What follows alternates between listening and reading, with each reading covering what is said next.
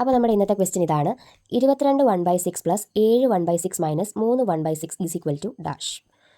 ഇതെങ്ങനെ കണ്ടുപിടിക്കും? നമുക്ക് ഇവിടെ എല്ലാം 1/6 ഉണ്ടല്ലേ. അപ്പോൾ ആദ്യം നമുക്ക് ഇതങ്ങോട്ട് എടുത്ത് എഴുതാം. 22 1/6 പ്ലസ് 7 1/6 മൈനസ് 3 1/6.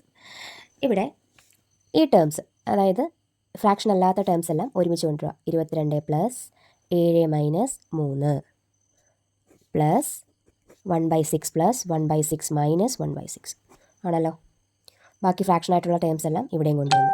ഇനി എന്ത് ചെയ്യാം? നമുക്ക് ഇവിടെ പ്ലസ് 1/6 മൈനസ് 1/6 പോയി ബാക്കി എന്തുണ്ട്? 1/6 ഉണ്ട്. ഇത് നമുക്കിനി കൂട്ടാം. അപ്പോൾ ആദ്യം എന്ത് ചെയ്യാം? ഇത് 22ഉം 7ഉം കൂടി കൂട്ടാം. 22ഉം 7ഉം കൂടി കൂട്ടുമ്പോൾ എത്ര കിട്ടും? 30.